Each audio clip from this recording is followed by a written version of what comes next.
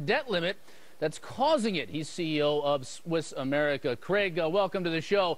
The president says it's uncertainty over the debt limit. I have a feeling you're going to tell me it's uncertainty, all right, but there are a lot of other things that you're uncertain about. Chris, it wasn't uncertainty over the debt ceiling 6 months ago or a year ago or 2 years ago. I mean, look, we've had three false deadlines, May 16th, July 2nd, or July 8th, now August 2nd. It's ridiculous. You know, the only certainty that the Obama administration and Mrs. Pelosi are going to give me is a certainty that they're going to borrow more money, that they're going to waste on programs that have failed the American people in creating jobs. It's time for this president to move out of the way and allow private business to create jobs. Now, look, if he wants to help, Chris, I've got a word of advice for him.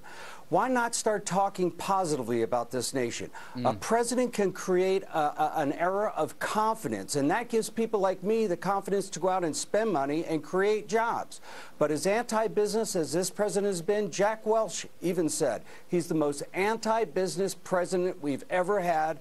And you can't vilify the oil companies in one breath and then tell them to go hire people in the next breath, Chris. You can't do it. Hey, Craig, even if legislation was passed that maybe wasn't to your liking, for example, if the tax code was changed and maybe you were paying a little bit more in taxes than you are right now, which I'm sure you wouldn't like and you probably wouldn't think was fair, at least if you knew that you were doing that, would that help you 3, 5 years? If you said to yourself, I'm paying a little bit more today, but at least I know what I'm paying?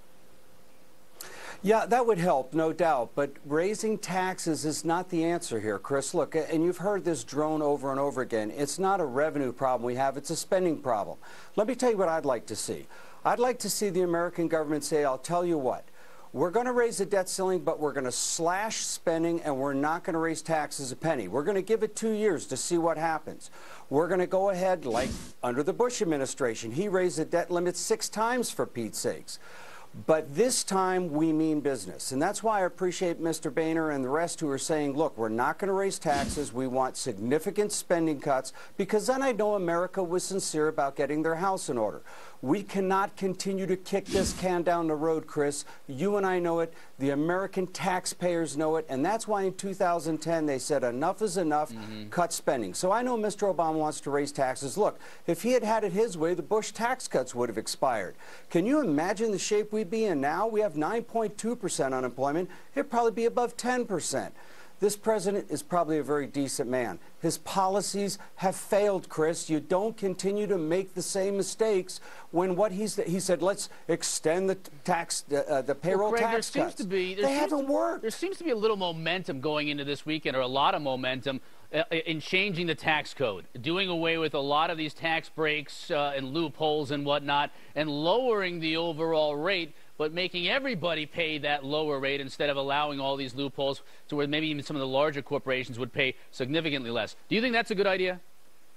Yes, I do. And I think that closing the loopholes makes a lot of sense. I think most Americans would agree with that. Look, if you have somebody playing games on their taxes, we all have a stake in this. We all have a big stake in America succeeding.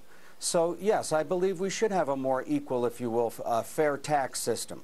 But I can tell you, to vilify a group of people, to say to the jet owners that, hey, if we continue to give you tax breaks, we're going to have to take money out of Granny's Social Security check. That's a false choice, Chris. It's just like raising this debt ceiling. The Research Council, the bipartisan group, has said we won't default on our debt. We have enough money to pay Social Security, Medicare, Medicaid, government contractors in the military, current military people and veterans, and still have $7 billion left over after August 2nd. So let's stop with the false choices and let's get on with the real business. There's a seriously bifurcated thought process in that regard on what's going to happen on August 2nd. Craig, always good chatting with you. Thank you, sir. Good seeing you, Chris. All right, Craig Smith from Swiss.